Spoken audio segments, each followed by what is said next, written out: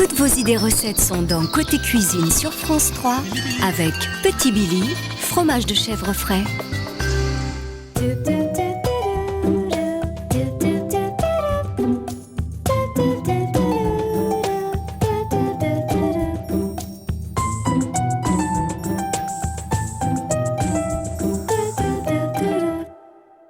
Bonjour, soyez les bienvenus dans Côté Cuisine. Aujourd'hui, Gérard Dehaye est mon invité. Bonjour Gérard. Bonjour Karine. Alors Gérard, vous êtes le chef de l'hôtel-restaurant Elisabeth, situé à L'Avancelle, c'est tout près de Colmar, c'est ça? Tout à fait. Et en fait, vous avez réalisé votre rêve de jeunesse. Voilà, à plus de 50 ans, j'ai décidé de devenir cuisinier, de faire une démarche complète et de donner du plaisir, comme moi j'ai pu en prendre près de mes amis cuisiniers pendant 30 ans. Avant, vous étiez ingénieur commercial? Voilà, tout à fait, propriétaire d'une agence de publicité, enfin de plein de choses totalement différentes et moins amusantes que la cuisine. Bon, vous nous raconterez votre parcours au long de cette émission. On va cuisiner ensemble des morilles.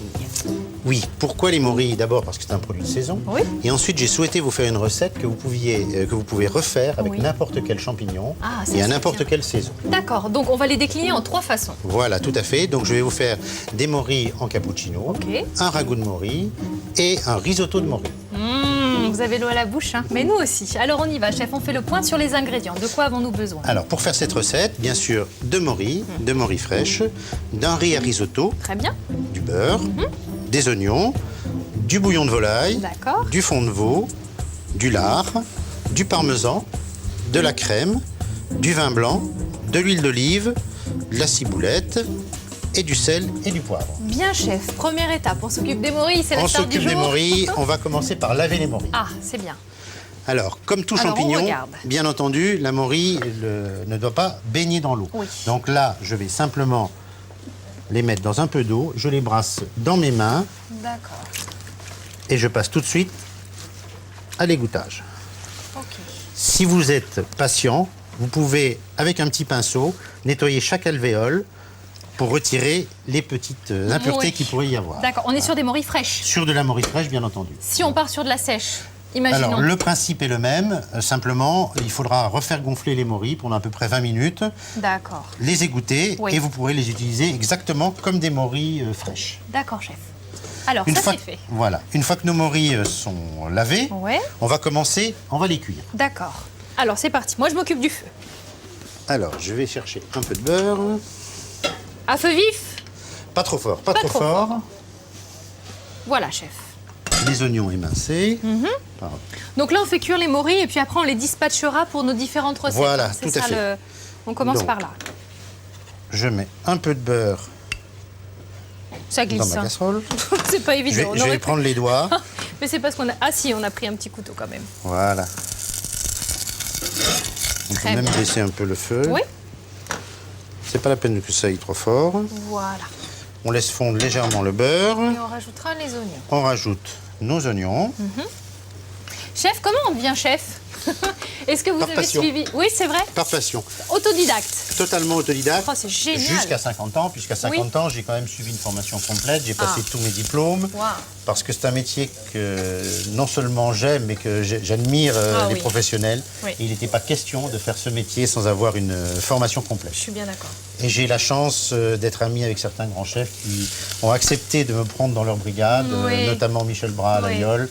Et pour moi, ça a été absolument phénoménal. Formidable. Et c'était vraiment l'aboutissement et la concrétisation de mes rêves de jeunesse. D'ailleurs, sur votre carte, il y a toujours un plat en hommage à Michel Bras.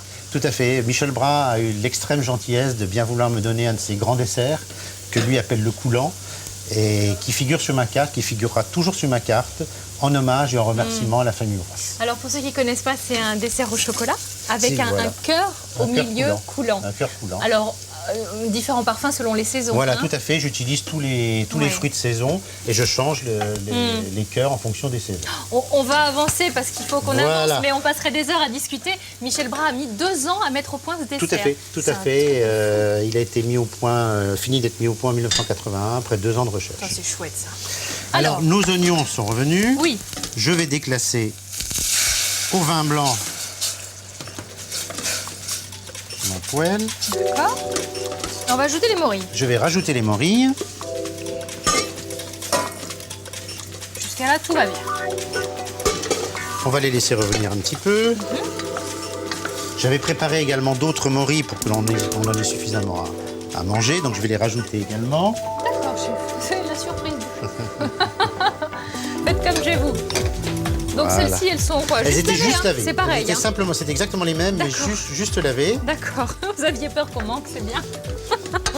Je pense que tout le monde est gourmand comme moi. Ah oui, c'est vrai qu'on a tous nos techniciens qui attendent vraiment la fin de l'émission pour pouvoir déguster. Voilà. Et maintenant, on va mouiller avec du bouillon de volaille. Ah d'accord. À hauteur.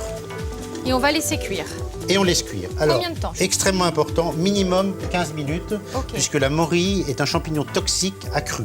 D'accord. La morille doit toujours être systématiquement cuite. 15-20 minutes. 15-20 minutes, il n'y a pas de problème. Ok, ça marche. Et on couvre. Donc ça, c'est fait. Pendant la cuisson donc, des morilles, on va pouvoir commencer notre risotto. Avec plaisir. Alors, j'ai mis la casserole sur le feu. À chauffer. Donc, ça, même principe que tout à l'heure. On va prendre de l'huile d'olive, pas du beurre, là, de l'huile d'olive. Le risotto se fait toujours à l'huile d'olive. D'accord, chef. Toujours de l'oignon émincé. Toujours de l'oignon. Et on va faire revenir notre riz à risotto. Alors, vous avez choisi Alors, on va un d'abord nacrer. arborio? Oui, c'est un arborio. Hein. Donc, on va nacrer notre riz. Alors, le principe des riz à risotto, c'est qu'il reste ferme. Voilà. Il va absorber le liquide que l'on va lui mettre, en l'occurrence le bouillon de volaille. Le but étant qu'il y ait que le riz gonfle, mais reste légèrement croquant, tout en étant moelleux. D'accord, chef. Et on va le faire revenir. Donc, on va nacrer.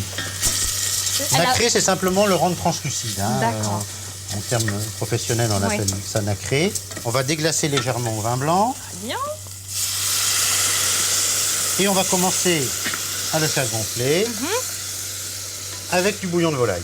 Oui, et le principe... Donc le bouillon de volaille, on le met régulièrement, donc petit feu. Le but n'est pas d'avoir une évaporation, bien entendu, mais le riz doit absorber le bouillon. Donc on en met un petit peu, on laisse cuire, on en remet un petit peu jusqu'à cuisson complète. Il faut compter, pour faire ce risotto, à peu près le même temps de cuisson que les morilles, c'est-à-dire 20-25 minutes. D'accord, chef. On laisse cuire le riz et les morilles et on se retrouve dans un instant. A tout de suite. Le risotto est cuit, les morilles sont cuites également. On va vérifier tout de suite. Elles ont 20 minutes de cuisson, elles ne sont plus toxiques. On va pouvoir finir notre recette. Bien, on va pouvoir manger sans être malade. Ce qui est plutôt une bonne nouvelle. Ça sent terriblement bon, chef. Le risotto, il est bien, peut-être le décaler, parce que j'ai peur que... on le réserve pour le final. Pour tout à l'heure. Donc là, j'égoutte mes morilles, mais bien entendu, je conserve ce jus qui a pris tout le parfum de la morille et que l'on va pouvoir réutiliser, bien entendu. Très bien. Donc alors, là, j'ai filtré mes morilles. Je les réserve. Le jus de cuisson, on va encore le filtrer pour le débarrasser de toutes les petites particules qui pourraient subsister. D'accord. Donc là, on va attaquer avec ce jus le cappuccino. Le cappuccino. Ok. Voilà. Que je suive bien. On va portionner nos morilles. Oui. Donc 3 recettes en 3 parties. 3 parties.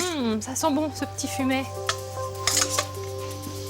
Alors, on a insisté sur l'importance de la cuisson par rapport aux morilles, mais la cuisson, c'est vraiment votre truc. C'est-à-dire que pendant les petits breaks qu'on fait, vous nous expliquez tout sur les cuissons à cœur, la température. Vous êtes vraiment un passionné. C'est votre truc, la cuisson, quoi. Tout à fait. Je considère que dans la cuisine, la partie la plus importante, c'est la maîtrise des cuissons. Oui. À partir du moment où on maîtrise les cuissons et qu'on a évidemment un produit de toute première qualité, on peut espérer avoir un rendu final intéressant pour nos clients et qui puisse lui donner le maximum de plaisir. Oui, que ce soit sur les viandes ou sur les poissons, évidemment. Bien entendu, puisque tout fonctionne sur tous les ingrédients.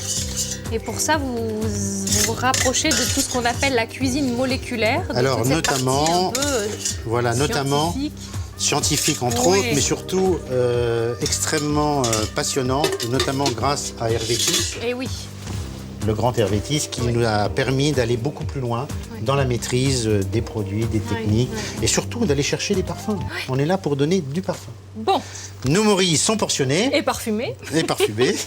Alors, qu'est-ce qu'on va faire avec la première portion? On va faire notre cappuccino. Alors, c'est parti, chef. J'ai un mixeur, donc je mets dans le mixeur mes morilles. Ok, un tiers. Je rajoute à hauteur mon bouillon de cuisson des morilles. Ok. Très bien. Je compléterai en cas de besoin. Et on va mixer Le tout. Le tout.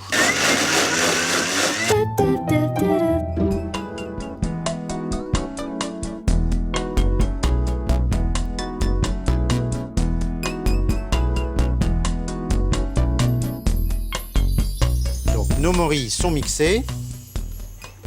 On refiltre cette base. D'accord. On se Qui met va, sur une casserole. voilà, qui va nous permettre de terminer notre cappuccino. Ok, qu'est-ce qui manque à l'intérieur? Un peu de crème, Oui. terminé. Et puis voilà. Ok, c'est la première partie de la recette. Donc, on le laisse bien s'égoutter. Je le remets sur le feu, il faut... Oh, On va attendre, Oui. on va attaquer le ragoût. d'accord. Et ça sera la partie finale. Très bien, on mettra de la crème, on mixe. Voilà. Cappuccino, c'est fait. Alors, pour le ragoût. Pour le ragoût, on met une petite casserole sur le feu. Oui.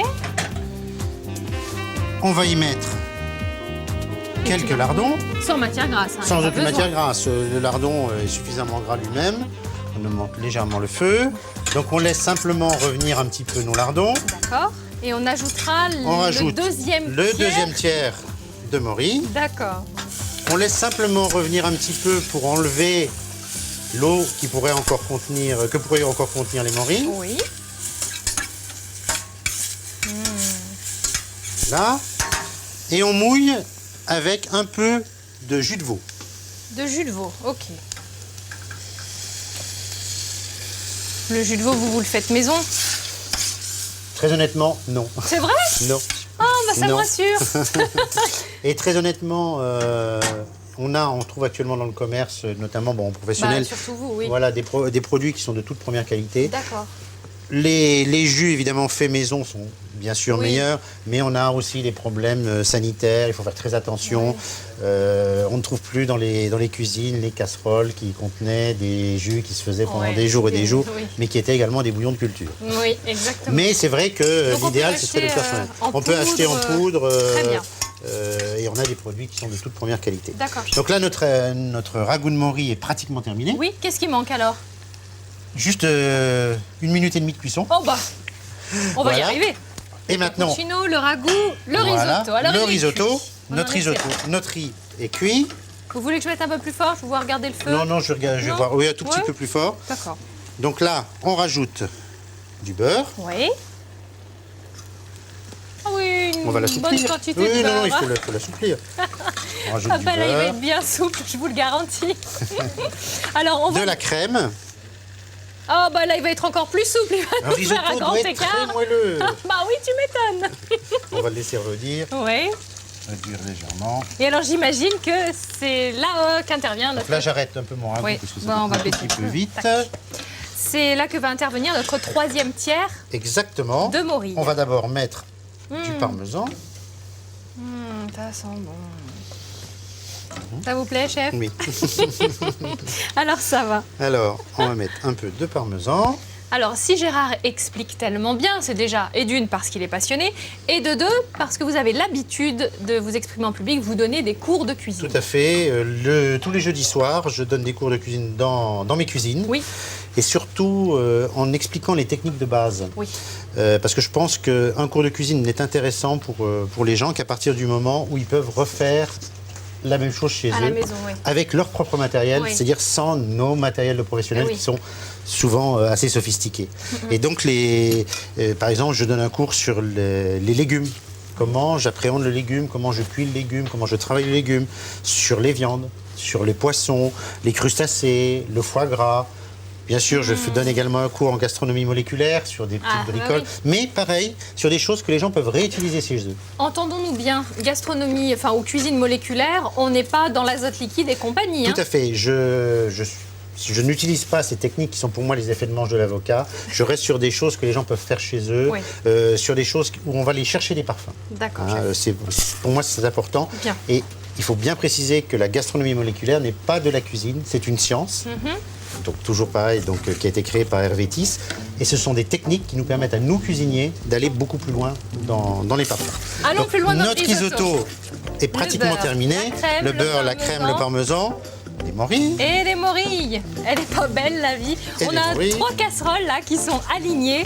Le cappuccino, le ragoût, le risotto. Ça sent... Il ne nous restera plus qu'à mettre un peu de ciboulette dans le risotto. Le ragoût est terminé. Et on va terminer le cappuccino en Avec lui la mettant crème. un peu de crème. D'accord. Et puis, avant l'envoi, un petit Et coup juste au moment de plongeur, l'envoi, là. voilà un coup de plongeur, Bien. simplement D'accord, chef. pour l'émulsionner. Je vous propose tout de suite de regarder un résumé de ces 3 recettes. Pour cuire les morilles, faites revenir un oignon émincé avec du beurre, déglacez avec un verre de vin blanc sec, ajoutez les champignons puis mouillez à hauteur avec du bouillon de volaille et laissez cuire 20 minutes. Ensuite, divisez la quantité de champignons en 3. Pour le risotto, faites revenir les oignons émincés dans l'huile d'olive, ajoutez le riz, déglacez au vin blanc et mouillez petit à petit avec le bouillon de volaille. Ensuite, détendre le risotto avec de la crème et du beurre, ajoutez le parmesan râpé, un tiers des morilles et de la ciboulette ciselée. Pour le cappuccino, mixez le 2e tiers des morilles avec leur jus de cuisson filtré, ajoutez de la crème liquide et émulsionnez.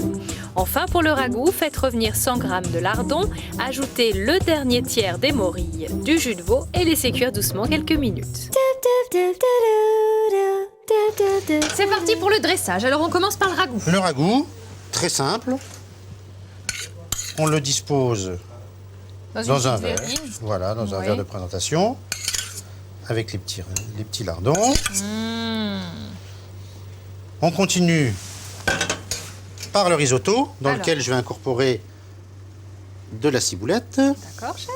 On mélange bien. Voilà. Ciboulette, Et là, ciselée finement. Hein. Voilà.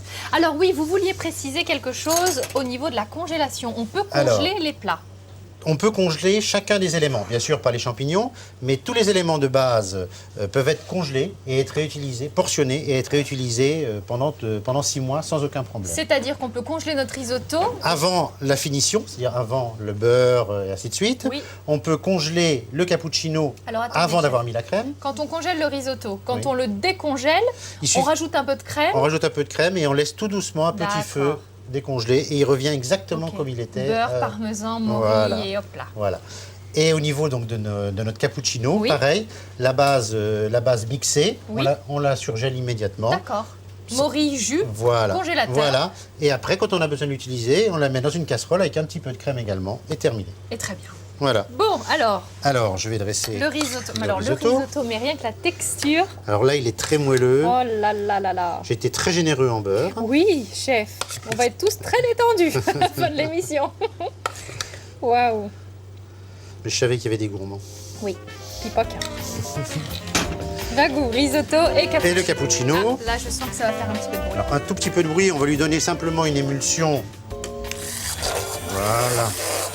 Simplement pour lui donner une texture Mousseuse. mousseuse, comme un cappuccino. Du coup, si on parle de cuisine moléculaire, on pourrait rajouter un peu de lécithine de soja pour avoir une belle mousse. Pour avoir, non pas une belle mousse, mais avoir un coton hydrophile de cappuccino. Pour Hervétis, www.hervétis.fr. Voilà, effectivement, avec la lécithine de soja. Donc là, nous avons notre cappuccino. Alors, on va ordonner tout ça dans l'assiette quand même. On va placer ça sur assiette.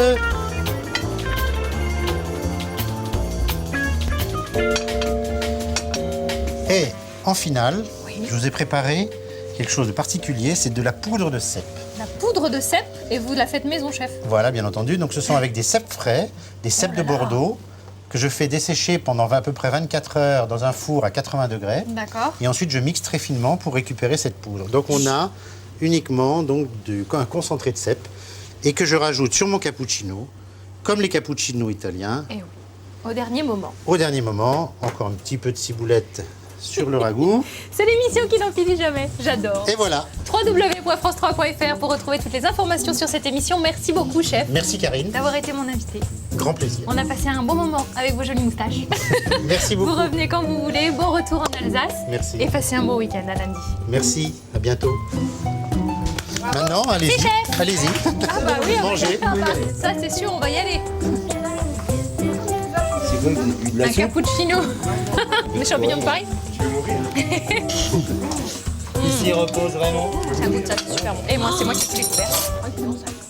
Tu renverses tout, là. Oh, c'est bon. Mamma mia. Ouais. À bientôt pour de nouvelles idées recettes dans Côté Cuisine sur France 3 avec Petit Billy, fromage de chèvre.